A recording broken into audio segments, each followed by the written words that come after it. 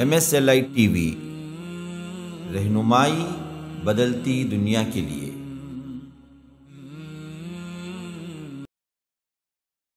السلام علیکم ورحمۃ اللہ وبرکاتہ۔ ان الحمد للہ نحمده ونستعینه ونستغفره ونؤمن به ونتوکل علیہ ونعوذ باللہ من شرور انفسنا ومن سیئات اعمالنا من يهده الله فلا مضل له ومن يضلل فلا هادي له واشهد ان لا اله الا الله وحده لا شريك له واشهد ان محمدا عبده ورسوله اما بعد فان خير الحديث كتاب الله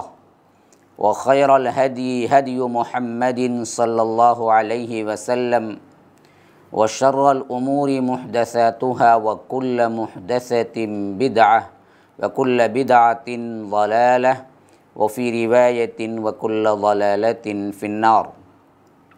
فأعوذ بالله السميع العليم من الشيطان الرجيم من همزه ونفثه ونفخه واعلموا أنما غنمتم من شيء فأن لله خمسه وللرسول ولذي القربى واليتامى والمساكين وابن السبيل إن كنتم آمنتم بالله وما أنزلنا على عبدنا يوم الفرقان يوم التقى الجمعان والله على كل شيء قدير اللهم أرنا الحق حقا وارزقنا اتباعه وأرنا الباطل باطلا وارزقنا اجتنابه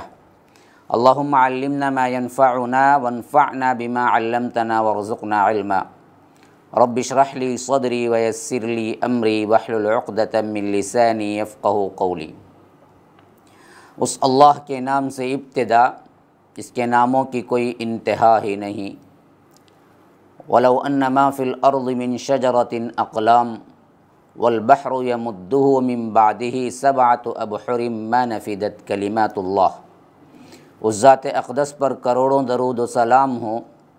جو تمام جہانوں کے لیے رحمت للعالمین بن کے آئے تھے۔ اللہم صلی علی محمد وعلی آل محمد کما صلیت علی ابراہیم وعلی آل ابراہیم انک حمید مجید وبارک علی محمد وعلی آل محمد کما بارکت علی ابراہیم وعلی آل ابراہیم انک حمید مجید۔ برادران اسلام، واجب الاحترام بزرگوں، دوستوں، عزیز ساتھیوں، لائق احترام ماؤں اور بہنوں، اللہ تبارک و تعالیٰ کا بے انتہا فضل و احسان ہے کہ دورِ ترجمہ قرآن کا جو سلسلہ ہم نے شروع کیا وہ آپ لوگوں کے سامنے ہفتہ واری طور پر MSLI لائف ٹی وی کے ذریعے پیش خدمت ہے۔ گزشتہ کا جو درس ہم نے پڑھا اللہ تبارک و تعالیٰ کے فضل و کرم سے 9واں پارہ قال الملأ جسے کہتے ہیں وہ مکمل ہوا، اور سورت کے اعتبار سے سورہ انفال زیر مطالعہ ہے، اور سورہ انفال سورہ نمبر 8 اور اس کی مکمل 40 آیات ہم نے ترجمہ اور اس کی مختصر تشریح دیکھی ہیں۔ آج میں نے آپ کے سامنے سورہ انفال سورہ نمبر 8 اور آیت نمبر 41 اور بطور خاص پارہ نمبر 9 وَاعْلَمُوا جسے کہتے ہیں وہ میں نے آپ کے سامنے تلاوت کی ہے۔ جیسا کہ سورہ انفال کے شروع میں یہ بحث آ چکی ہے اور اس کے نام سے بھی ظاہر ہے، انفال اصل میں نفل کی جمع ہے، اور اس میں مال غنیمت کے سلسلے میں ضروری طور پر جامع ترین بحث شروع آیت ہی میں آ گئی کہ یسألونک عن الانفال۔ اللہ کے رسول صلی اللہ علیہ وسلم آپ سے پوچھتے ہیں یہ لوگ انفال کے بارے میں، مال غنیمت کے بارے میں۔ قل الانفال للہ والرسول۔ دیکھیے جو بھی جنگ فتح پانے کے بعد دشمن سے چھینا ہوا یا لوٹا ہوا جو مال ہوتا ہے وہ پچھلی امتوں پر حرام تھا، تو کیا اس امت کے لیے بھی وہ حرام ہے یا استعمال کر سکتے ہیں؟ یہ سوالات تھے۔ تو اللہ نے پہلے یہ حکم دے دیا کہ یہ خالص ملکیت جو ہے وہ اللہ اور اس کے رسول کی ہے، یہ دراصل اللہ اور اس کے رسول کی طرف سے آپ کو عطا ہوا ہے، تو حکم اللہ اور اس کے رسول کا چلے گا۔ لیکن اس میں وہاں پر تقسیم کس طرح ہوگی یہ نہیں بتایا گیا، اور یہ سوال بھی باقی تھا کہ یہ امت کے لیے مال غنیمت حلال ہے یا نہیں ہے۔ یہ تمام چیزیں یہاں پر اب اسی تسلسل کے ساتھ جاری ہے جو پہلی آیت میں اللہ تبارک و تعالی نے مجموعی طور پر ذکر کر دیا۔ یہاں فرمایا کہ وَاعْلَمُوا أَنَّمَا غَنِمْتُم مِّن شَيْءٍ، دیکھو جان رکھو بے شک جو کوئی چیز بھی تم نے دشمن سے لیا، جو بھی غنیمت کا مال تمہارے پاس آیا، جو کچھ بھی غنمتم من شیء فأن للہ خمسہ، ان میں سے بے شک اللہ تبارک و تعالی اور اس کے رسول کے لیے 5واں حصہ ہے، یہاں پر مقرر کر دیا گیا۔ 4 حصے تو تقسیم ہوں گے، لیکن 5واں حصہ اللہ اور اس کے رسول کے لیے رکھ دیا جائے گا۔ جو مال غنیمت بھی آیا ہے ان سب کو اکٹھا کر دینا ہے۔ یہاں طریقۂ جنگ میں لوٹا ہوا مال کس طرح تقسیم ہوگا، خاص کر جنگ بدر ابھی ہوئی تھی اور مال غنیمت کا فیصلہ نہیں ہوا تھا، اس واقعے کو ذہن میں رکھتے ہوئے اس آیت کو سمجھنے کی کوشش کریں۔ تو اب مال پڑا ہوا تھا تو حکم ہوا کہ پورے مال کو جمع کر دیا جائے اور اس میں 5 حصے کیے جائیں، ان میں 5واں حصہ اللہ اور اس کے رسول کا ہے، بقیہ 4 حصے وہ تقسیم کیے جائیں گے مجاہدین میں، اور وہ 5ویں حصے میں جس میں اللہ اور اس کے رسول کا ہے تو اس کے اندر بھی تقسیمات کیسے ہوں گے؟ وَلِلرَّسُولِ وَلِذِي الْقُرْبَى وَالْيَتَامَى وَالْمَسَاكِينِ وَابْنِ السَّبِيلِ، اور 5ویں حصے میں جو اللہ کا اور اس کے رسول کا اور اہل قرابت کا اور یتیموں کا اور محتاجوں کا اور مسافروں کا ہے، یعنی وہ مال اللہ اور اس کے رسول ان کے حکم پر ہوگا اور اللہ کے رسول صلی اللہ علیہ وسلم کی ملکیت میں ہوگا، اور اللہ کے رسول صلی اللہ علیہ وسلم کی ملکیت میں کیوں دیا جا رہا ہے؟ خاص طور پر اللہ کے رسول صلی اللہ علیہ وسلم کے بھی قرابت دار ہیں، رشتہ دار ہیں، بیوی بچے ہیں، ان کی ذمہ داری بھی ہے، تو اس حیثیت سے ان کے قرابت داروں پر ہوگا۔ پھر رسول کے فیصلے پر یتیموں کے لیے بھی اس میں سے نکالا جائے گا، محتاجوں کے لیے بھی اس میں سے نکالا جائے گا، اور مسافروں کے لیے بھی اس میں سے نکالا جائے گا۔ تو اس حکم کو مان لو، کیونکہ اگر تم ایمان رکھتے ہو، ان کنتم آمنتم باللہ، اللہ پر ایمان رکھتے ہو، وما انزلنا علی عبدنا یوم الفرقان، اور جو نازل کیا تھا اپنے بندے پر یوم فرقان کے دن، یعنی حق و باطل کا جو معرکہ ہوا تھا بدر کے دن، کیا نازل کیا تھا؟ اللہ کی مدد، فرشتوں کی نصرت جو اللہ نے نازل کیا تھا، جس پر تم ایمان رکھتے ہو۔ اسی ایمان کے حوالے سے بیان کیا جا رہا ہے کہ اس بات کو بھی تم ویسے ہی مان لینا ہے جو اب تمہارے لیے مال غنیمت کے سلسلے میں اتر رہی ہے، کہ 5واں حصہ اللہ کے رسول صلی اللہ علیہ وسلم کا ہوگا اور اللہ کے رسول کے قرابت داروں کا ہوگا، یا اللہ کے رسول کے ثوابدید پر چھوڑ دیا گیا کہ جیسے فیصلہ کریں گے وہ ہوگا، اور اس میں تم کو مان لینا چاہیے کیونکہ تم اللہ پر ایمان رکھنے والے ہو، اگر تو یہ مان لینا چاہیے، اور صحابہ نے مان لیا۔ ما انزلنا علی عبدنا یوم الفرقان، اور یوم فرقان کے دن یعنی بدر کے دن اللہ نے جو نازل کیا، کیا؟ فرشتوں کے ذریعے سے مدد، اور یوم التقى الجمعان، جس دن کیا ہے ایک دوسرے کے درمیان لوگ یعنی مٹ بھیڑ ہوئی، یعنی 2 فریقوں کے درمیان 2 فوجیں آمنے سامنے جو ہوئی، اس دن جو اللہ تعالیٰ نے کفار کو اور صحابہ والا جو لشکر تھا ان دونوں کو اللہ تبارک و تعالیٰ نے ملا دیا، یہ دراصل اللہ کی طرف سے ہوا تھا۔ واللہ علی کل شیء قدیر، کہ اللہ تبارک و تعالیٰ ہر چیز پر قادر ہے۔ پھر فرمایا کہ اذ انتم بالعدوۃ الدنیا وهم بالعدوۃ القصوی والرکب اسفل منکم، دیکھو اس وقت کو بھی یاد کرو جب تم مدینے کے قریب کے ایک کنارے پر تھے اور کافر دور کے ایک کنارے پر تھے، والرکب اسفل منکم، اور قافلہ تم سے نیچے تھا۔ یہ خاص طور پر اس وقت کا نمونہ پیش کیا جا رہا ہے جب میدان بدر میں اللہ کے رسول صلی اللہ علیہ وسلم داخل ہو رہے تھے،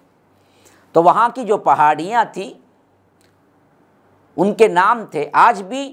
ان پہاڑیوں کے وہی نام ہیں جو اللہ تعالیٰ یہاں ذکر کر رہا ہے کہ ایک طرف کی پہاڑی کا نام کیا ہے؟ عدوۃ الدنیا ہے، اور دوسری طرف کے پہاڑی کا نام عدوۃ القصویٰ ہے۔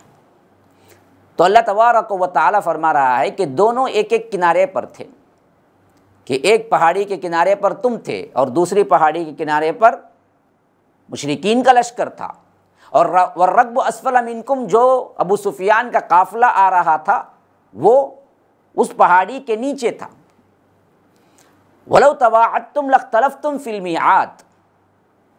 اگر تم جنگ کے لیے آپس میں قرارداد کر لیتے، بات چیت کر کے وقت معین پر جمع ہونے کے لیے تیار ہو کے بھی نکلتے، تو ہو سکتا تھا تمہارے ملنے کا یہ انداز نہ ہو جو اللہ نے قدرتی طور پر رکھ دیا تھا، تمہارے ملنے میں تقدیم و تاخیر ہو جاتی، لیکن اللہ کو منظور تھا کہ جو کام ہو کر رہنے والا ہے وہ ہو کر رہ جائے۔ یہاں اللہ تبارک و تعالیٰ بہت ہی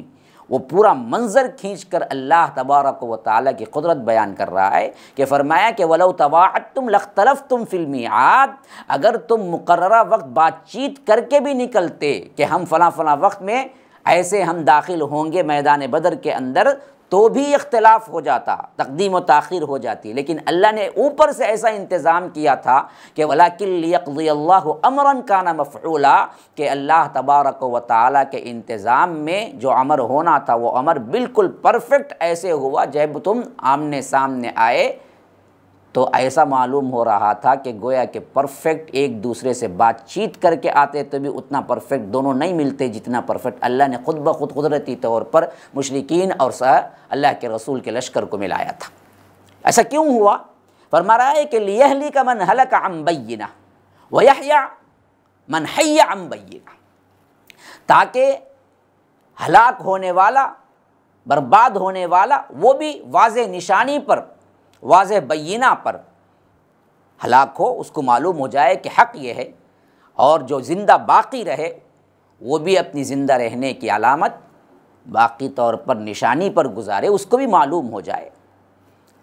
جو کام ہو کر رہنے والا ہے وہ تو اللہ تبارک و تعالیٰ کے حکم پر ہی، اور جو مرے وہ بھی جان کر حق و باطل کیا ہے وہ واضح ہو کر مرے، اور جو زندہ رہے وہ بھی حق کو پہچان کر زندہ رہے۔ اور فرمایا کہ وَإِنَّ اللَّهَ لَسَمِيعٌ عَلِيمٌ، بے شک اللہ تبارک و تعالی سننے والا اور جاننے والا ہے۔ یہ خاص طور پر اس آیت کے پس منظر میں بات سمجھ لیجئے، جب میدان جنگ میں اللہ کے رسول صلی اللہ علیہ وسلم ابھی نہیں آئے تھے اور میدان بدر میں داخل ہو رہے تھے، تو دونوں کا معاملہ کچھ اور تھا۔ معاملہ یہ تھا کہ اللہ کے رسول صلی اللہ علیہ وسلم کو اطلاع ملی کہ ابو سفیان کا قافلہ جو صرف 40 افراد پر مشتمل ہے اور زبردست چاندی اور سونا لے کر واپس ہو رہا ہے، تو صحابہ اور اللہ کے رسول صلی اللہ علیہ وسلم اس ارادے سے نکلے کہ اس قافلے کو پکڑ لیں۔ لیکن ادھر ابو سفیان کو جب محسوس ہوا کہ کہیں اللہ کے رسول صلی اللہ علیہ وسلم سے اور صحابہ سے کوئی حملہ نہ ہو جائے،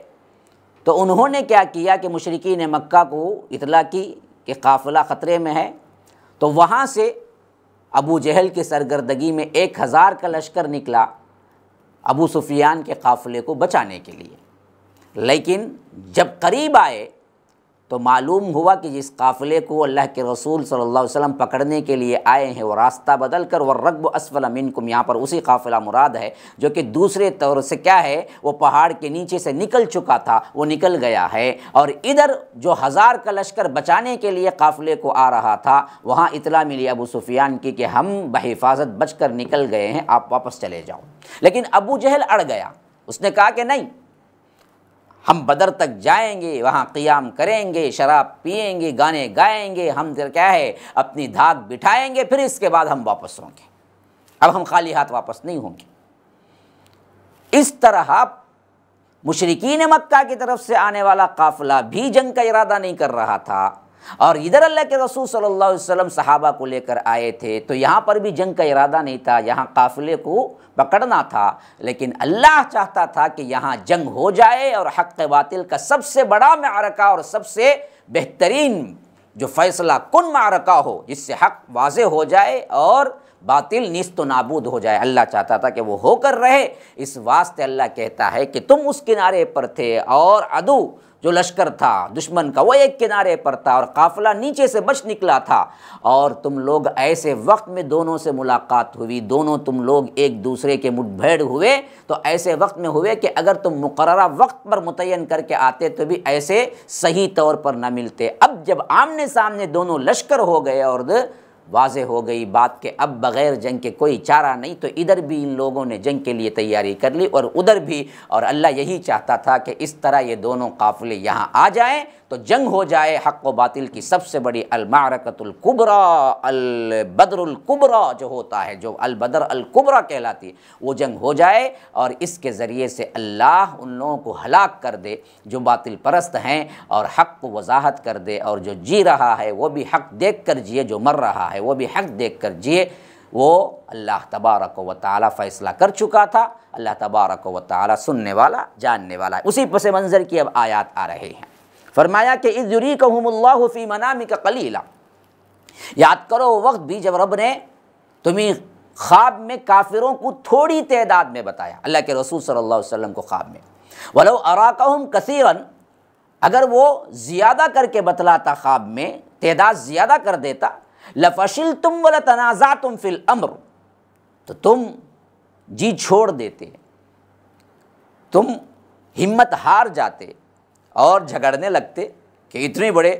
لشکر سے، 1000 کے لشکر سے، ہمارے سے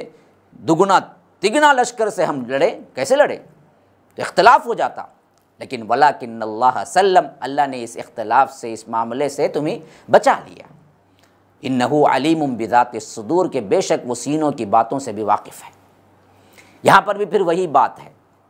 کہ ایک موقع ایسا بھی آیا تھا اس میں جب اللہ کے رسول صلی اللہ علیہ وسلم کو خواب کے ذریعے ایسے بتلایا گیا کہ کفار کی تعداد بہت کم ہے۔ ایسا کیوں ہوا؟ اللہ کہتا ہے کہ ہم اس کو کثیر بتلاتے تو پاؤں پھسل جاتے، جنگ سے جی اکتا جاتا، ڈر جاتے اور جھگڑا ہو جاتا کہ ہم لڑائی کریں یا نہ کریں۔ لیکن اللہ چاہتا تھا کہ لڑائی ہو کر رہے تاکہ حق و باطل کا فیصلہ ہو جائے۔ تو اللہ تبارک و تعالیٰ نے اس طرح بتایا۔ اس میں ایک بات نقطے کی ہے کہ نبی جو بھی خواب میں دیکھتا ہے وہ بالکل سچا خواب ہوتا ہے، تو جھوٹ تو ہو ہی نہیں سکتا۔ تو یہاں پر اللہ کہتا ہے کہ ہم نے خواب میں تمہیں کیا ہے قلیل بتایا، حالانکہ وہ قلیل نہیں تھے، زیادہ تھے۔ اس واسطے اللہ تبارک و تعالیٰ یہاں کہہ رہا ہے کہ میں نے تمہیں اگر کثیر بتاتا، ولو اراکہم کثیرا لفشلتم، کہ تم جی چھوڑ دیتے، تمہارے اندر جنگ کرنے کی ہمت نہیں ہوتی، تو یہ بات تو اللہ کے رسول صلی اللہ علیہ وسلم کے خواب کے منافی ہے کہ کوئی ایسا خواب دیکھیں جو غلط ہے۔ یاد رکھیے ایسی بات نہیں ہے۔ یہاں مفسرین کہتے ہیں کہ حقیقت جو تھی ایک ہے ظاہری دکھنے والی بات، اس حیثیت سے تو وہ تعداد میں کثیر تھے، لیکن اندر ان کا معاملہ کیا تھا؟ یہ لوگ بھی جی چھوڑ رہے تھے، ڈر رہے تھے، اندر سے جنگ کے لیے تو آئے نہیں تھے۔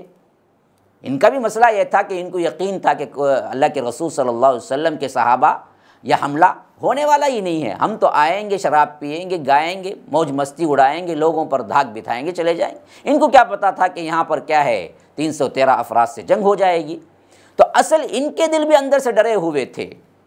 اور کئی تو ایسے تھے جو سرداروں کی زبردستی کی وجہ سے آئے تھے، بس ان کا دل اندر سے جنگ کے لیے تیار ہی نہیں تھا۔ تو اللہ نے اس حیثیت سے بتا دیا کہ اصل حقیقت ان کی یہی ہے، ہاں دکھنے میں تو کثیر ہیں۔ تو اس حیثیت سے خواب بھی سچا ہی تھا جو اللہ تبارک و تعالیٰ نے بتایا۔ پھر فرمایا کہ وَإِذْ يُرِيكُمُوهُمْ إِذِ الْتَقَيْتُمْ فِي أَعْيُنِكُمْ قَلِيلًا وَيُقَلِّلُكُمْ فِي أَعْيُنِهِمْ لِيَقْضِيَ اللَّهُ أَمْرًا كَانَ مَفْعُولًا وَإِلَى اللَّهِ تُرْجَعُ الْأُمُورُ۔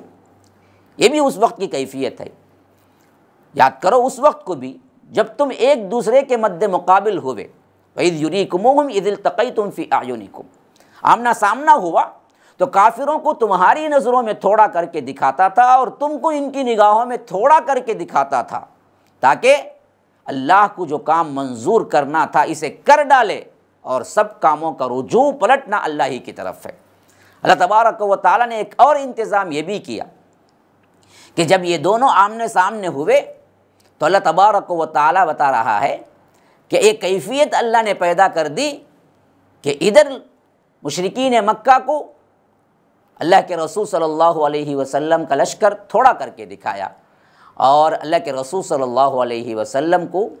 اور ان کے لشکر کو مشرکین مکہ کا لشکر تھوڑا کر کے دکھایا۔ کیوں؟ اس واسطے کہ جنگ پر آمادہ ہو جائیں اور یہ جنگ ہو کر رہے۔ یہ کیفیت بھی طاری ہوئی جب ابھی بدر کی جنگ شروع نہیں ہوئی تھی۔ بہت عمیق گہری بات ہے کہ اس وقت کو جب یاد کرو تم، جب ایک دوسرے کے مقابل تم کھڑے ہو گئے تھے تو کافروں کو تمہاری نظروں میں تھوڑا کر کے، فی اعینکم قلیلا ویقللکم فی اعینہم، اور ان کی نظروں میں تمہارے لشکر کو تھوڑا، تمہاری نظروں میں ان کے لشکر کو تھوڑا کر کے ہم نے بتایا تاکہ یہ واقعہ ہو کر رہے اور حق و باطل کا فیصلہ ہو جائے۔ پھر آگے فرما رہا ہے، یہاں تک تو وہ کیفیات تھی جہاں سے اللہ تبارک و تعالیٰ نے گزار کر میدان جنگ تک لایا تھا۔ اب یہاں پر میدان جنگ میں کھڑے ہو گئے تو کرنا کیا ہے، وہاں کے احکام کیا ہیں؟ فرمایا یا ایھا الذین آمنوا، اے لوگو جو ایمان لائے ہو، اذا لقیتم فئۃ فاثبتوا واذکروا اللہ کثیرا لعلکم تفلحون۔ دیکھو جب تمہارا مقابلہ ہو کفار سے، تمہاری کسی جماعت سے جو کفار ہیں،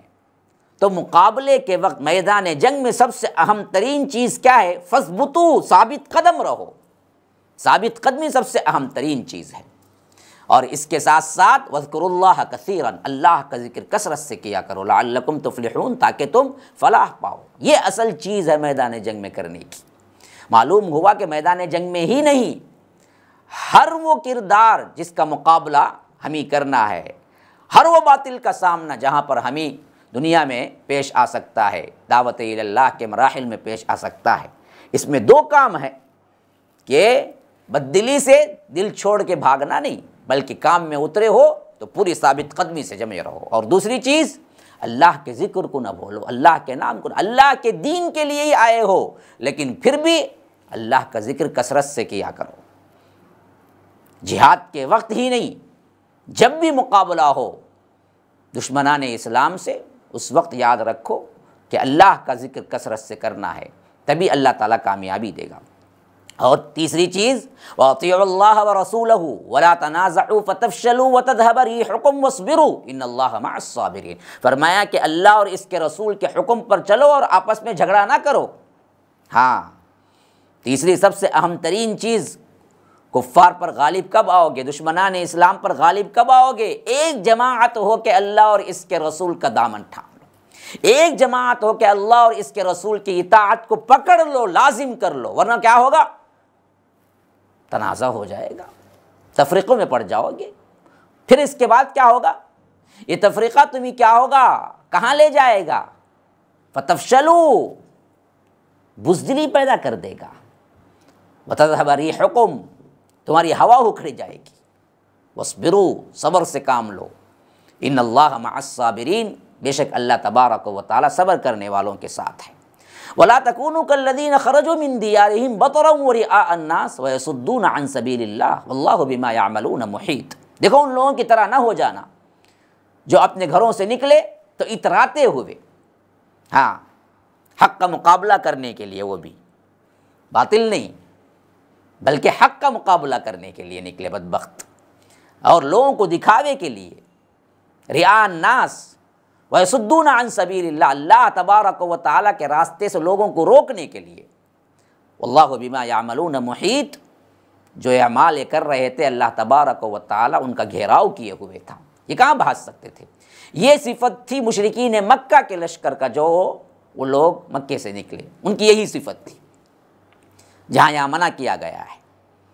وہ لوگ نکلے، اتراتے ہوئے نکلے، لوگوں کو دکھانے کے لیے۔ ابو جہل نے کہا کہ ہم جائیں گے، گائیں گے، شراب پیئیں گے، ناچیں گے، لوگوں پر دھاک بٹھائیں گے، اور نکل کس وجہ سے رہے تھے؟ اللہ کے راستے سے روکنے کے لیے ان بندوں کو جو اللہ کی طرف آ رہے تھے۔ تو ایسے نہ ہو جانا، ایسا کرنے والوں کو اللہ تبارک و تعالیٰ گھیرے ہوئے ہیں۔ پھر فرمایا کہ یاد کرو وہ موقع بھی جب وہ کفار کے ساتھ پیش آیا یہ معاملہ، خاص طور پر وَإِذْ زَيَّنَ لَهُمُ الشَّيْطَانُ أَعْمَالَهُمْ وَقَالَ لَا غَالِبَ لَكُمُ الْيَوْمَ مِنَ النَّاسِ وَإِنِّي جَارٌ لَكُمْ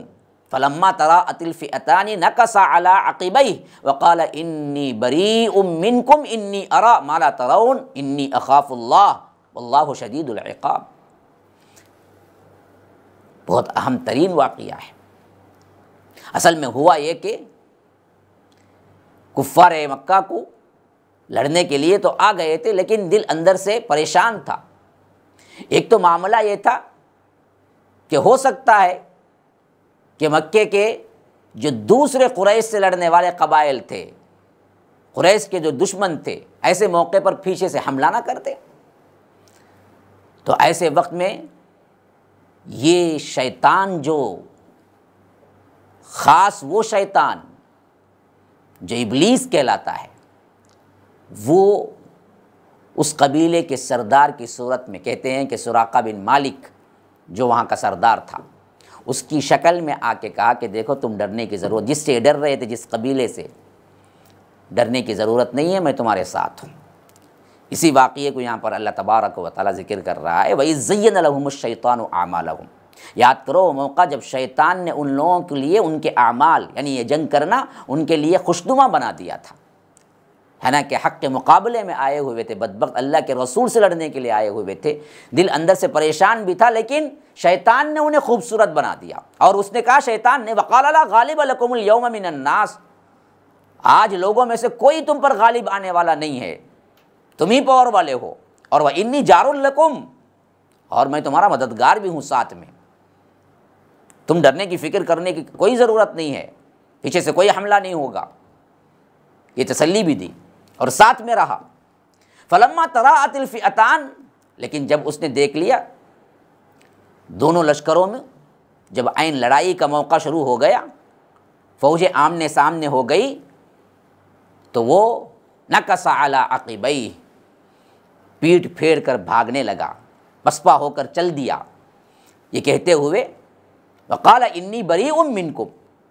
مجھے تو تم سے کوئی واسطہ نہیں ہے، میں بری ہوں، کیوں؟ انی ارا ما لا ترون، میں وہ دیکھ رہا ہوں جو تم نہیں دیکھ رہے ہو، انی اخاف اللہ، میں اللہ سے ڈرتا ہوں۔ یا رب، شیطان کہہ رہا ہے کہ میں اللہ سے ڈرتا ہوں،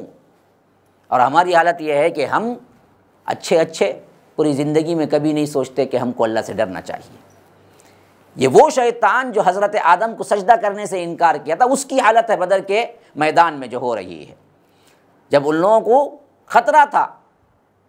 تو جس قبیلے سے خطرہ تھا اس کے سردار کی شکل میں آیا اور کہا پہلے کہ میں تمہارا ساتھ ہوں، تمہیں ڈرنے کی ضرورت نہیں ہے، تم ہی غالب رہو گے۔ لیکن جیسے ہی جنگ میں آمنا سامنا ہوا، دونوں فریق ملے، ادھر کفار ادھر اصحاب رسول اللہ، اور اس نے اپنی آنکھوں سے دیکھ لیا کہ فرشتے اتر رہے ہیں، تو وہ فوراً پسپا ہو کے بری ہو کے نکل گیا، اور یہ کہتے ہوئے کہ میں تو تمہارے ساتھ نہیں دے سکتا، میں تو وہ دیکھ رہا ہوں جو تم نہیں دیکھ رہے ہو، اور میں اللہ سے ڈرتا ہوں، یہ کہہ کے چل دیا۔ واللہ شدید العقاب، کہ اللہ زبردست پکڑنے والا ہے۔ اذ یقول المنافقون والذین فی قلوبہم مرض، اور ادھر حال یہ تھا منافقین کا، جو ظاہری آنکھوں سے دیکھ رہے تھے، ان کو تو بہانا چاہیے تھا نا جی، کہ یہاں دیکھ رہے تھے 313 کا مقابلہ 1000 سے ہو رہا ہے، جو پہلے ہی دیکھ رہے تھے کوئی نہ کوئی کیا ہے بہانہ ملے گا، اور انہی پر ان کی بات الٹا دی جائے گی، انہی پر کیا ہے وہ لوگ کوئی نہ کوئی مسئلہ رکھ دیں گے۔ ان لوگوں نے کہا، یہاں شیطان کا تو یہ معاملہ، یہ منافقین کا یہ معاملہ، انہوں نے کہا کہ یقول المنافقون، اللہ کہتا ہے کہ یاد کرو وہ وقت بھی جب منافقین یہ کہتے ہوئے، کیا کہتے ہوئے آئے، اور کون سے منافقین؟ فرمایا کہ والذین فی قلوبہم مرض، جن کے دلوں میں منافقین جو ہے نا نفاق کا مرض تھا۔ تو اصل مریض تو وہ ہے نا جی جو نفاق کے مرض میں مبتلا ہے، جو جسمانی امراض میں مبتلا ہیں وہ مریض نہیں ہیں، اصل مرض تو نفاق کا ہے۔ جہاں پر زیادہ تر اللہ تبارک و تعالیٰ نے مرض کا استعمال کیا وہ نفاق اور شک کے مرض کے لیے استعمال کیا ہے۔ جو یہ مرض میں پڑتا ہے نا پھر اس کو شفا نہیں ملتی۔ جسمانی امراض ہیں تو اللہ تبارک و تعالیٰ شفا رکھا ہوا ہے، لیکن جانتے بوجھتے نفاق کا راستہ اختیار کرتے ہیں تو منافقین کو ہدایت نہیں ملتی۔ تو رب العالمین فرماتا ہے کہ یقول المنافقون والذین فی قلوبہم مرض، یاد کرو موقع بھی جب منافقین کہہ رہے تھے، جن کے دلوں میں اللہ نے نفاق کا مرض ڈال دیا تھا، جن کے دلوں میں نفاق کا مرض تھا ان کے کرتوت کے بنا پر، غر ہؤلاء دینہم، کہ انہوں نے کہا کہ ان کے دین نے انہیں دھوکے میں ڈال دیا ہے۔ یاد رکھو یہی باتیں ہم پر بھی کی جاتی ہیں جب اسلام کا کام کرنے والے نوجوان اٹھتے ہیں، ہمارے گھروں میں کہے جاتے ہیں کہ تو پاگل ہو گیا ہے، ارے یہ زندگی، یہ وقت تو کیا ہے، پڑھنے لکھنے کا، کمانے جمانے کا ہے، تم دین بول کے نکل گئے۔ یہی کہہ رہے تھے ارے تم لوگوں کی عقل ماری گئی ہے کہ 313 ہو، مقابلے میں ڈبل نہیں بلکہ دگنا ہے، دگنا نہیں تگنا ہے، 313 تب جا کے 1000 بنتا ہے، اور یہ 313 1000 کے مقابلے میں چلے گئے۔ تھوڑی سی عقل استعمال کرو۔ غر ہؤلاء دینہم، ان لوگوں نے کہا کہ ان کے دین نے انہیں کیا ہے، دھوکے میں ڈال دیا ہے۔ لیکن جو لوگ نکل کے آئے ہوئے تھے صحابہ ابو بکر و عمر عثمان علی رضی اللہ عنہم، بقیہ سب صحابہ، بدری صحابہ، ان کو معلوم تھا کہ اللہ پر جو توکل کرتا ہے اللہ تبارک و تعالیٰ اس کو کبھی ضائع نہیں کرتا۔ یہی واسطے اللہ تعالیٰ کہتا ہے وَمَن يَتَوَكَّلْ عَلَى اللَّهِ، جو کوئی اللہ پر توکل کرتا ہے فَإِنَّ اللَّهَ عَزِيزٌ حَكِيمٌ، کہ بے شک اللہ تبارک و تعالیٰ بڑا زبردست بھی ہے، حکمت والا بھی ہے۔ جیسے بدری لوگوں کو اللہ نے فتح دی، بدر میں مسلمانوں کو فتح دیا، ویسے ہی جو بھی مقابلے میں جب آئے اور اللہ پر توکل کر کے نکلے تو اللہ فتح دے گا۔ دنیا دار منافقین اور دل کے چور اور نام نہاد مسلمان ان کو کیا کہہ رہے ہیں اس کی پرواہ نہیں کرنا چاہیے۔ لوگ تو تانے دیں گے کہ تم ہی کیا ہے، دیوانے ہو گئے ہو، پاگل ہو گئے ہو، یہ جوانی کا جوش، یہ دراصل کیا ہے تمہیں بعد میں پچھتاوا پڑے گا، تم تو کیا ہے بزنس چھوڑ دیے، تم دین کہہ رہے ہو، مسجد کہہ رہے ہو۔ یاد رکھو یہ سب بنانے والے باتیں بناتے رہیں گے، لیکن آپ کو ان کی باتوں پر کان بھی دھرنا نہیں چاہیے، بلکہ اپنے کام میں لگے رہنا چاہیے، کیونکہ جو کوئی اللہ پر توکل کرتا ہے تو اللہ تبارک و تعالیٰ اسے ضائع نہیں کرتا۔ اس کو جان لینا چاہیے کہ وہ بڑا زبردست بھی ہے، حکمت والا بھی ہے۔ اب ان لوگوں کا جو کرتوت جو منافقین کا تھا، اس کرتوت کا اینڈنگ پوائنٹ کیا ہے؟ فرمایا کہ وَلَوْ تَرَىٰ إِذْ يَتَوَفَّى الَّذِينَ كَفَرُوا الْمَلَائِكَةُ يَضْرِبُونَ وُجُوهَهُمْ وَأَدْبَارَهُمْ وَذُوقُوا عَذَابَ الْحَرِيقِ، کاش کہ اللہ کے رسول صلی اللہ علیہ وسلم آپ دیکھتے اس وقت جب ان کافروں کی روحیں ملائکہ قبض کر رہے تھے، میدان بدر میں جو آئے تھے خاص طور پر، یہاں ان کا بھی ذکر ہو رہا ہے، اور جو یہ باتیں بنا رہے تھے ان کا بھی ذکر ہو رہا ہے، جو بعد میں ان کا جب موت کا وقت آئے گا تب ہوگا کیا؟ یضربون وجوہہم وادبارہم، فرشتے ان کی جانیں نکالتے ہوئے ان کے منہوں پر اور ان کے پیٹھوں پر مار رہے تھے، اور کہہ رہے تھے وذوقوا عذاب الحریق، جلنے کا عذاب کا مزہ چکھو اب۔ ہاں، جو ابو جہل اتراتے ہوئے آ رہا تھا اس کا انجام یہی ہوا، اور اس وقت غزوہ بدر میں جو کفار مارے گئے ان کی کیفیت اللہ تبارک و تعالیٰ بتلا رہا ہے کہ فرشتے ان کی جانیں نکالتے ہوئے انہیں مار بھی رہے تھے، ان کے چہروں پر بھی اور ان کے پیٹھوں پر بھی۔ وجہ کی جمع وجوہ ہے اور پیٹھ دبر کی جمع ادبار ہے، وجوہہم و ادبارہم۔ اور یہ کافرین جو منافقین کے ساتھ مل کر، یا آ کر منافقین جو کافروں کے ساتھ مل کر ٹھٹا مذاق اڑا، ان کی بھی موت کا وقت آئے گا۔ یہ صرف کیا ہے یہاں پر تو خاص طور پر انہی کا ذکر ہے، لیکن یہ معاملہ صرف انہی کے ساتھ نہیں، ان کفار اور منافقین کے ساتھ بھی ہوگا۔ جب یہ ان کی موت آئے گی، جب وہ یہ فرشتے آئیں گے تو وہاں بھی ان کو مار پڑے گی، لیکن اب کفار جو لڑنے کے لیے آئے تھے ان کی روحیں قبض کرتے ہوئے ملائکہ ان کو مار بھی رہے تھے ساتھ میں، اور کہہ رہے تھے کہ عذاب کا مزہ چکھو، جلنے کے عذاب کا مزہ چکھو۔ کیوں ایسا ہوا؟ فرمایا کہ ذالک بما قدمت ایدیکم، یہ ان اعمال کی سزا ہے جو انہوں نے کر کے آگے بھیجا ہے۔ وَأَنَّ اللَّهَ لَيْسَ بِظَلَّامٍ لِّلْعَبِيدِ، اللہ تبارک و تعالیٰ تو اپنے بندوں پر ظالم نہیں ہے۔ اللہ کو کیا پڑی ہے کہ اللہ سزا دے؟ اللہ کوئی ڈکٹیٹر ہے؟ نعوذ باللہ۔ ما يفعل اللہ بعذابکم ان شکرتم وآمنتم، اللہ تبارک و تعالیٰ تو کیا ہے، اگر تم شکر کرو ایمان لاؤ تو اللہ کو کیا ضرورت ہے کہ وہ تمہیں عذاب دے۔ اللہ تبارک و تعالیٰ تو رحم دل ہے، اللہ ودود ہے، اللہ غفار ہے، اللہ رحیم ہے، اللہ رحمان ہے۔ یہ سزا کیوں ہو رہی؟ یہ تمہارے اپنے اعمال کے کرتوت ہیں، یہ تمہارے اپنے اعمال کی سزا ہے، تمہارے اپنے کرتوتوں کا انجام ہے۔ ورنہ اللہ تو بندوں پر ظالم نہیں ہے۔ اور یہ اس واسطے بھی ہوا، فرمایا کدأب آل فرعون والذین من قبلہم، جیسا حال آل فرعون کا اور اس سے پہلے لوگوں کا حال ہوا تھا، روش ہوئی تھی، جیسے وہ چلتے رہے اللہ اور اس کے رسول کی معصیت میں، ایسے ہی ان لوگوں نے بھی کیا۔ اس واسطے ان کا حال یہ ہوا، بدر کی جنگ میں ان کافروں کو اللہ تبارک و تعالیٰ نے پکڑ لیا۔ ان کا گناہ بھی کیا تھا؟ یہی تھا، کفروا بآیات اللہ فأخذہم اللہ بذنوبہم، اللہ تبارک و تعالیٰ کی آیتوں سے ان لوگوں نے کفر کیا تو پس اللہ تبارک و تعالیٰ نے انہیں ان کے گناہوں کے سبب پکڑ لیا۔ ان اللہ قوی شدید العقاب، بے شک اللہ تبارک و تعالیٰ قوی ہے، زبردست ہے اور سخت سزا دینے والا ہے۔ ذالک بأن اللہ لم یک مغیرا نعمتا انعمها علی قوم حتی یغیروا ما بانفسہم وان اللہ سمیع علیم، اور یہ اس واسطے بھی کہ جو نعمت خدا کسی قوم کو دیا کرتا ہے، رب کسی قوم کو دیتا ہے، جب تک وہ خود اپنے دلوں کی حالت نہ بدل لیں اللہ تبارک و تعالیٰ اسے بدلہ نہیں کرتا، اور اس لیے بھی کہ اللہ تبارک و تعالیٰ سننے والا جاننے والا۔ اس میں بہت بڑا اصول بیان کیا گیا ہے۔ یاد رکھیے، برائی پر اگر کوئی اڑ جائے اللہ تبارک و تعالیٰ زبردستی اسے اصلاح نہیں کرتا، اصلاح کی کوششیں جو کرتا ہے اللہ تبارک و تعالیٰ اسی کو اصلاح کرتا ہے۔ بغیر کوشش کے جیسے دنیا میں کچھ نہیں ملتا، ویسے ہی آخرت کے لیے بھی کوشش کرنی چاہیے۔ اس لیے فرمایا کہ ذالک بأن اللہ لم یک مغیرا نعمتا، جو نعمت اللہ کسی قوم کو دیتا ہے اس نعمت کو اللہ تبارک و تعالی نہیں بدلتا جب تک کہ وہ خود اپنی حالت کو بدلنے کے لیے تیار نہیں ہوتے۔ تم بھی کوشش کرو گے، خالی دعاؤں سے ہی سب حل ہو جائے تو یہ اللہ تبارک و تعالیٰ کا فیصلہ نہیں ہے۔ حالات بگڑتے جا رہے ہیں، معاشرہ ہمارا بگڑتا جا رہا ہے، گناہ بڑھتے جا رہے ہیں، لیکن ہم کیا کر رہے ہیں؟ اپنی اصلاح کرنے کی کوئی محنت نہیں، صرف دعاؤں پر تکیہ کر کے بیٹھے ہوئے ہیں کہ ہم تو کیا ہے، ذلیل ہو گئے، پسماندہ ہو گئے، مارے جا رہے ہیں۔ تو اللہ تبارک و تعالی تبدیل کرنے والا نہیں ہے، خود بھی تبدیلی چاہیں، اسی لیے فرمایا حتی یغیروا ما بانفسہم،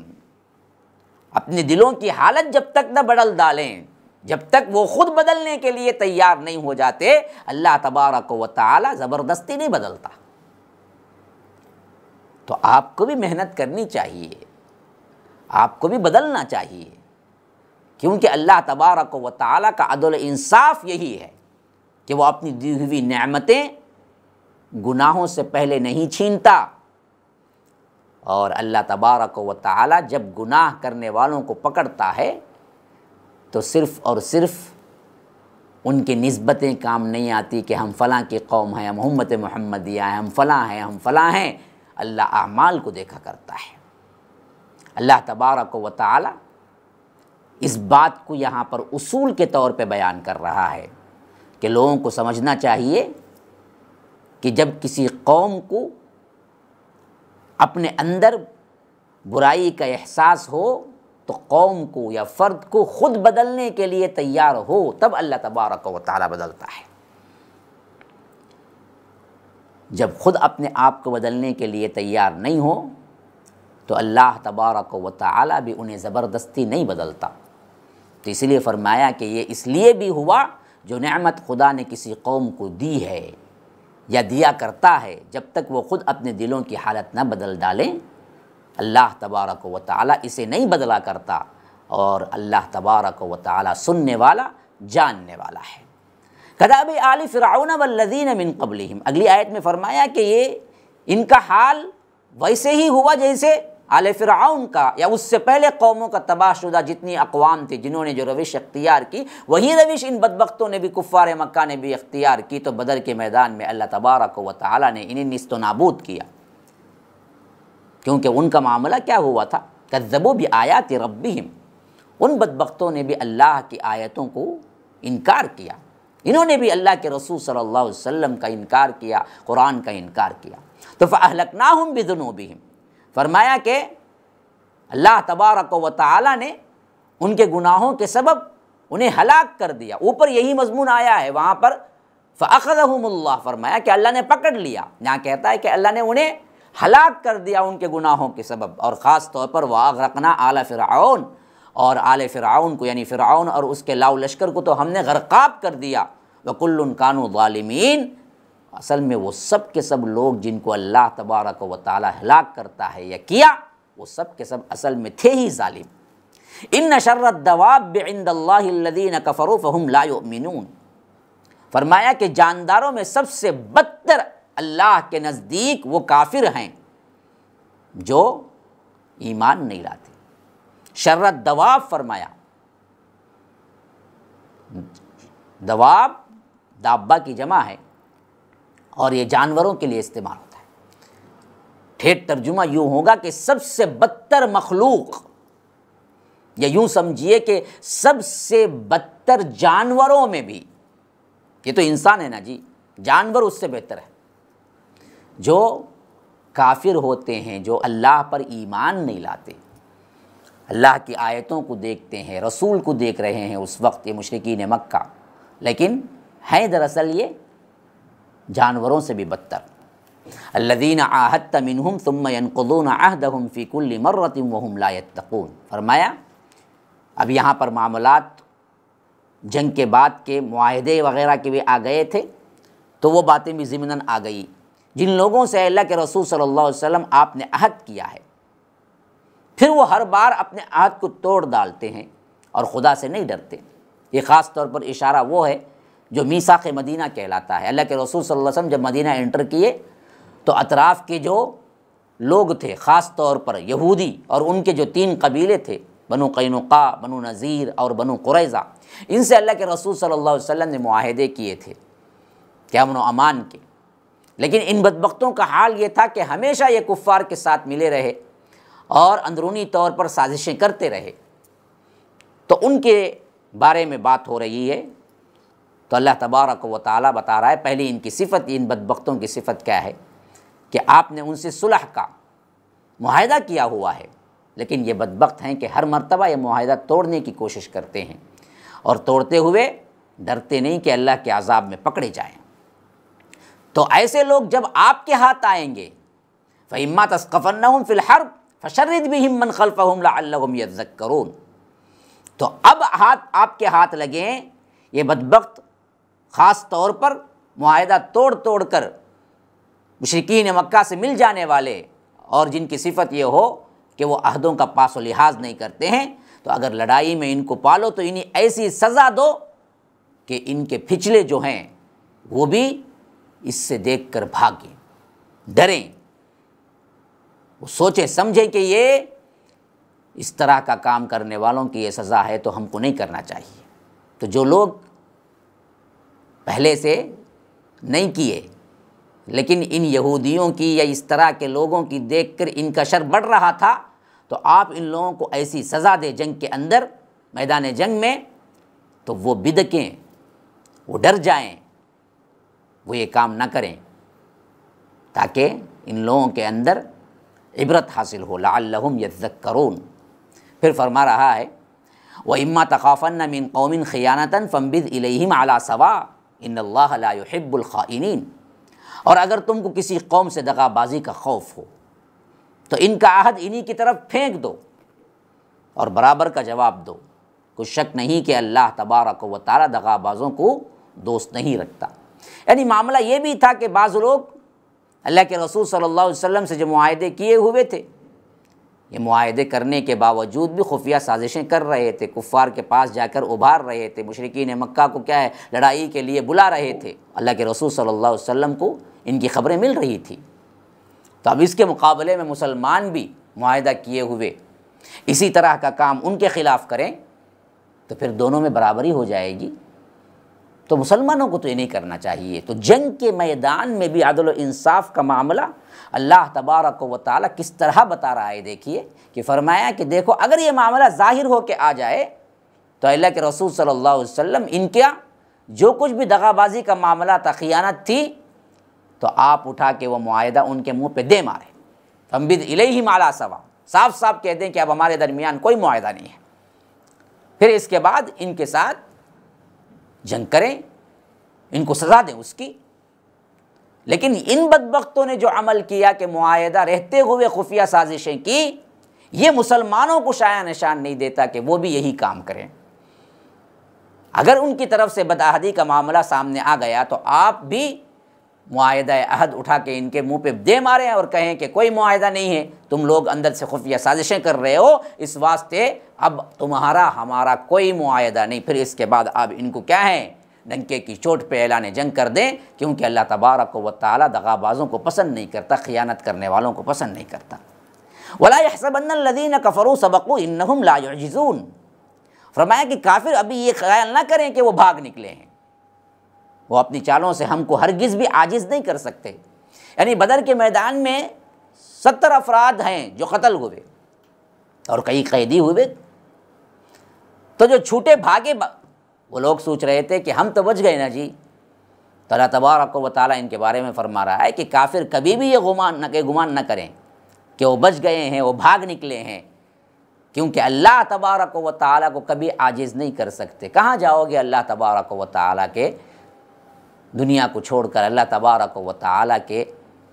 مملکت کو چھوڑ کر کہاں بھاگ سکتے ہو تم؟ کائنات میں جہاں بھی جاؤ گے اللہ تبارک و تعالیٰ گھیراؤ کیے ہوئے ہے تمہیں، کہاں بچ جاؤ گے؟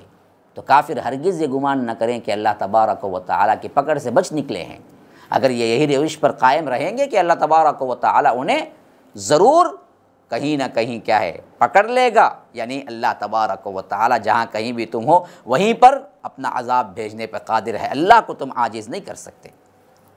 اور ہمیں مسلمانوں کو حکم دیا جا رہا ہے اس کے ساتھ ساتھ ان مشرکین اور کفار مکہ کے خلاف اور ہمیشہ اسلام دشمن طاقتوں کے خلاف کیسے رہنا چاہیے۔ وَأَعِدُّوا لَهُم مَّا اسْتَطَعْتُم مِّن قُوَّةٍ، دیکھو جہاں تک ہو سکے فوج کی جمعیت کے زور سے اور گھوڑوں کو تیار رکھنے سے ان کے مقابلے کے لیے تیار رہو۔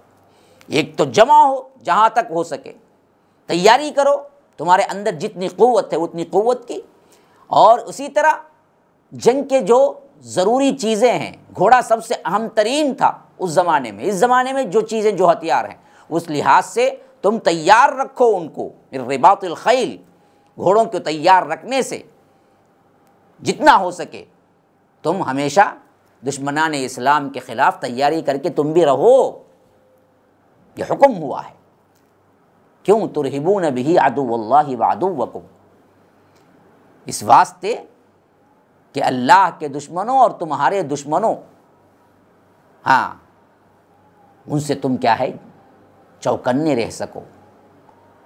مقابلہ کر سکو۔ مقابلہ کرنے کی ہمت تو تب آئے گی نا جی جب ہم ہوشیار رہیں، ہم تیاری کر کے رکھیں۔ خاص میدان جنگ کے معاملات کو ذکر کرتے ہوئے یہاں فرما رہا ہے۔ تو معلوم ہوا جب مسلمانوں کو مارا پیٹا جا رہا ہو، جنگ کا ماحول ہو، تو پھر تو کیا ہے خالی دعاؤں سے نہیں،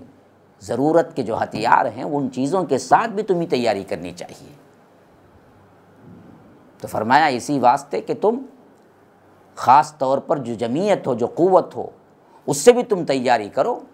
اور جو جنگ کے ہتھیار ہیں اس زمانے میں تو کیا تھے، گھوڑے تھے، اور اس کے ذریعے تم تیاری کر کے رکھو تاکہ وہ ڈریں۔ اللہ تبارک و تعالیٰ کے جو دشمن بھی ہیں، جو تمہارے بھی دشمن ہیں، ترہبون بہ عدو اللہ وعدوکم، اور وآخرین من دونہم، صرف وہی نہیں ہیں، کچھ دوسرے بھی ہیں جن کو تم نہیں جانتے، لا تعلمونہم اللہ یعلمہم، تم تو نہیں جانتے لیکن اللہ تبارک و تعالیٰ انہیں جانتا ہے۔ یعنی منافقین آستین کے سام مسلمانوں ہی کے بھیس میں ہمیں کاٹنے کے لیے جو بیٹھے ہوئے ہیں، ان کے لیے بھی کیا ہے ڈر پیدا ہو کہ بھائی ان کے پاس قوت ہے، ان کے پاس جمعیت ہے، تو اس چیز کی تیاری میں لگو رہو۔ وما تنفقوا من شیء فی سبیل اللہ، دیکھو جو کچھ بھی تم اللہ تبارک و تعالیٰ کی راہ میں خرچ کر رہے ہو، یوفی الیکم وانتم لا تظلمون، اللہ تبارک و تعالیٰ اس کا پورا بدلہ دے دے گا، تمہیں پورا ادا کر دیا جائے گا اور تم پر ظلم نہیں کیا جائے گا۔ ثواب تمہیں پورا پورا دیا جائے گا، ذرا بھی نقصان نہیں ہوگا۔ یہاں فوری طور پر انفاق کا ذکر کیوں آ گیا؟ بتایا جا رہا ہے کہ مسجدوں کے لیے، غریبوں کے لیے، یتیموں کے لیے مال خرچ کرنا ہی انفاق فی سبیل اللہ نہیں ہے، بلکہ اپنے ڈیفنس کے لیے اور اللہ تبارک و تعالی کے جو دشمن، اسلام کے دشمن، جو مسلمانوں کے دشمن ہیں، ان کے لیے تیاری کرنے کے لیے جو چیزیں ضرورت کی ہیں وہ لینا، وہ بھی انفاق فی سبیل اللہ میں آتا ہے۔ تو اس واسطے بھی اللہ تبارک و تعالیٰ کے راہ میں انفاق کرو، جو کچھ بھی تم کرو گے اللہ تبارک و تعالیٰ اس کا پورا مطلب تمہیں بدلا دے گا۔ ہاں وَإِن جَنَحُوا لِلسَّلْمِ فَاجْنَحْ لَهَا وَتَوَكَّلْ عَلَى اللَّهِ، اگر یہ لوگ صلح کی طرف مائل ہوں تو تم بھی مائل ہو جاؤ، تم بھی صلح کر لو۔ تو جنگ کس سے ہے؟ تو دشمنان اسلام ہیں، جو کافر ہیں، اور ساتھ ساتھ دشمن جنگ کے میدان میں مقابلہ کرتے ہوئے مسلمانوں کو کچل ڈالنا چاہتے ہیں، ان بدبختوں سے ہے جنگ۔ اگر کافر ہو کر صلح جو ہیں، امن پسند ہیں، تو اللہ نے کہا کہ اللہ کے رسول آپ بھی ان کے لیے صلح کا دامن کشادہ کر دیجیے، آپ بھی ان کے لیے صلح کی طرف ہاتھ بڑھائیے، وتوکل علی اللہ، اور اللہ پر بھروسہ رکھیے، انہ هو السمیع العلیم، کہ بے شک وہ سب کچھ سننے والا اور جاننے والا ہے۔ وَإِن يُرِيدُوا أَن يَخْدَعُوكَ فَإِنَّ حَسْبَكَ اللَّهُ، اگر یہ چاہیں کہ تم کو فریب دیں، تم کو دھوکہ دیں، تو آپ اس کے مقابلے میں دھوکہ دیں گے؟ نہیں، فرمایا کہ دیکھو فَإِنَّ حَسْبَكَ اللَّهُ، تمہارے لیے اللہ کافی ہے۔ هُوَ الَّذِي أَيَّدَكَ بِنَصْرِهِ وَبِالْمُؤْمِنِينَ، وہی تو ہے جس نے تم کو اپنی مدد سے اور مسلمانوں کی جمعیت سے تقویت دی۔ یہ بہت بڑا کیا اعزاز ہے مسلمانوں کے لیے، مومنین کے لیے، اور خاص کر بدری صحابہ کے لیے۔ اللہ تبارک و تعالیٰ فرما رہا ہے کہ اللہ کے رسول اگر یہ لوگ دھوکہ دہی کریں تو بھی ہمارے لیے تو یہ شیوا نہیں کہ ہم ان کے ساتھ دھوکہ کریں، اللہ کافی ہے، کیونکہ وہی تو ہے جس نے تمہیں مدد دی، تمہارے لیے کیا ہے بہترین سپورٹر بنایا۔ کون سی جماعت کو؟ مومنین کی جماعت کو، جو آپ کے ساتھ تھے۔ تو صحابہ کی جماعت کو اللہ تبارک و تعالیٰ نے گارنٹی دی ہے کہ یہ وہ لوگ ہیں جو آپ کے ساتھ ہیں، آپ سے محبت کرتے ہیں، اور اللہ نے ان کے ذریعے سے آپ کو تقویت بخشی ہے، قوت بخشی ہے۔ اور ان کا حال کیا تھا؟ وَأَلَّفَ بَيْنَ قُلُوبِهِمْ لَوْ أَنفَقْتَ مَا فِي الْأَرْضِ جَمِيعًا مَا أَلَّفْتَ بَيْنَ قُلُوبِهِمْ وَلَكِنَّ اللَّهَ أَلَّفَ بَيْنَهُمْ إِنَّهُ عَزِيزٌ حَكِيمٌ۔ اللہ تبارک و تعالیٰ نے ان کے دلوں میں الفت محبت ڈال کے انہیں ایک کر دیا، ایک قوت، ایک جمعیت بنا دیا ان صحابہ کو۔ حالانکہ ان کا حال کیا تھا؟ اللہ کہتا ہے دیکھیے یہی حال تھا۔ لو انفقت ما فی الارض جمیعا ما الفت بین قلوبہم، اے اللہ کے رسول صلی اللہ علیہ وسلم اگر زمین بھر اتنا بھی، دنیا بھر کی دولت بھی آپ ان پر خرچ کر دیتے، تبھی بھی ان کے دل الفت و محبت میں نہیں جڑتے، ایک نہیں ہوتے۔ یہ ان کے اندر ایسی دراڑیں پڑی ہوئی تھی، ایسی جنگیں ہو رہی تھی، ایسی نفرت تھی ان لوگوں کی، ایسے قبائلی زندگی میں بٹے ہوئے تھے کہ دنیا بھر کی دولت بھی خرچ کر دیتے تو یہ ایک نہیں ہو سکتے تھے۔ اللہ تبارک و تعالیٰ نے انہیں کیا ہے، وَلَكِنَّ اللَّهَ أَلَّفَ بَيْنَهُمْ، اصل میں تو اللہ تبارک و تعالیٰ نے اس ایمان کے حلاوت، اس ایمان کی میٹھاس سے انہیں یکجا کر دیا، ایک قوم بنا دیا، اور ایسی کہ جو سب مل کر آپ پر پروانوں کی طرح نثار ہے۔ یہ بہت بڑی نعمت ہے جو اللہ نے آپ کو دیا ہے۔ صحابہ کی مدح میں فرما رہا ہے انہو عزیز حکیم، کہ بے شک اللہ تبارک و تعالیٰ بڑا زبردست بھی ہے، حکمت والا بھی ہے۔ پھر فرمایا کہ یا ایھا النبی حسبک اللہ ومن اتبعک من المؤمنین، اے نبی اللہ تبارک و تعالیٰ تم کو اور مومنین کو جو تمہارے پیروکار ہیں کافی ہے۔ ایک ترجمہ یہ بھی کیے ہیں بعض لوگوں نے کہ اللہ تبارک و تعالیٰ اور مومنین آپ کے لیے کافی ہیں، لیکن سب سے بہتر ترجمہ یہی ہے جو میں نے ابھی پڑھا کہ اے نبی اللہ تبارک و تعالی اور آپ کی اتباع کرنے والے ایمان والے ان سب کے لیے اللہ کافی ہے، ان دونوں کے لیے اللہ کافی ہے، کسی تیسرے کی کوئی ضرورت ہی نہیں ہے۔ بس اللہ پر ایمان رکھو، پھر پوری دنیا سے تم لڑ جاؤ، کوئی مسئلہ نہیں، اللہ تبارک و تعالی حامی و ناصر ہوگا۔ دین کی مدد اور دین کے لیے اٹھو، کام کرو، کسی سے ڈرنے کی کوئی ضرورت نہیں ہے۔ اللہ تبارک و تعالی کافی ہے۔ اور اسی طرح فرمایا یا ایھا النبی، اے نبی صلی اللہ علیہ وسلم، حرض المؤمنین علی القتال، مسلمانوں کو جہاد کی ترغیب دو۔ یہاں پر خاص معاملہ وہ تھا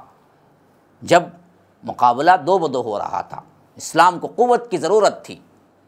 فرمایا کہ حرض المؤمنین علی القتال، قتال کی ترغیب دو۔ ان یکم منکم 20 صابرون یغلبوا 200، اگر تم 20 آدمی ثابت قدم رہنے والے ہوں گے تو 200 کافروں پر غالب ہوگی، 20 کا 200۔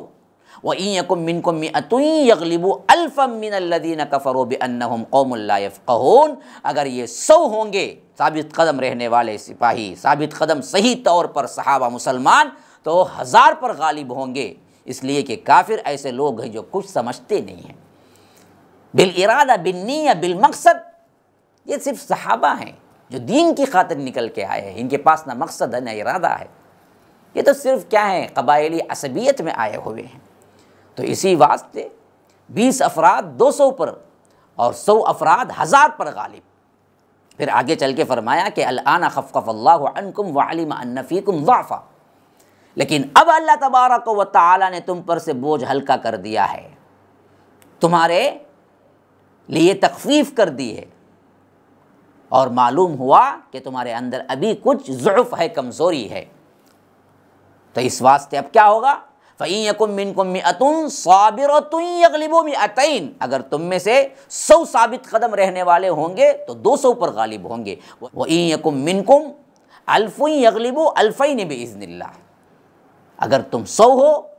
تو 200 پر غالب رہیں گے، اگر تم 1000 ہو تو اللہ کے حکم سے 2000 پر غالب رہیں گے۔ واللہ مع الصابرین، بے شک اللہ تبارک و تعالی صبر کرنے والوں کے ساتھ ہے۔ یہ تخفیف کیوں ہو گئی؟ کیونکہ جو خالص صحابہ اور جو ثابت قدمی کے ساتھ لڑنے والے، جنہوں نے مکی زندگی میں اپنے آپ کو ہر مصیبت و آلام کے لیے پیش کیا، وہ مدنی زندگی میں کم، اور دوسرے نئے نئے مسلمان ابھر کے سامنے آ رہے تھے،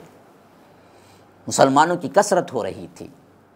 تو ان کے اندر وہ صلاحیت اور ان کے اندر وہ ایمان جو ابھی ابو بکر و عمر عثمان علی اور دوسرے صحابہ کا تھا،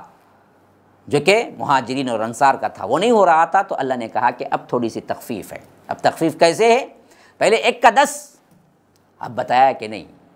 1 کا دگنا۔ فَإِن يَكُن مِّنكُم مِّائَةٌ صَابِرَةٌ يَغْلِبُوا 200، اگر ثابت قدم رہنے والے 100 ہوں گے تو 200 پر غالب آ جائیں گے۔ وَإِن يَكُن مِّنكُمْ 1000 يَغْلِبُوا 2000 بِإِذْنِ اللَّهِ، اگر تم میں ثابت قدم رہنے والے 1000 ہیں تو اللہ تبارک و تعالیٰ کے اذن سے 2000 پر غالب آئیں گے۔ واللہ مع الصابرین، کہ اللہ تبارک و تعالیٰ صبر کرنے والوں کے ساتھ۔ ھذا وباللہ التوفیق، صلی اللہ وسلم علی نبینا محمد۔ اسأل اللہ لی ولکم ولسائر المسلمین من کل ذنب فاستغفروہ انہ هو الغفور الرحیم۔ والسلام علیکم ورحمۃ اللہ وبرکاتہ۔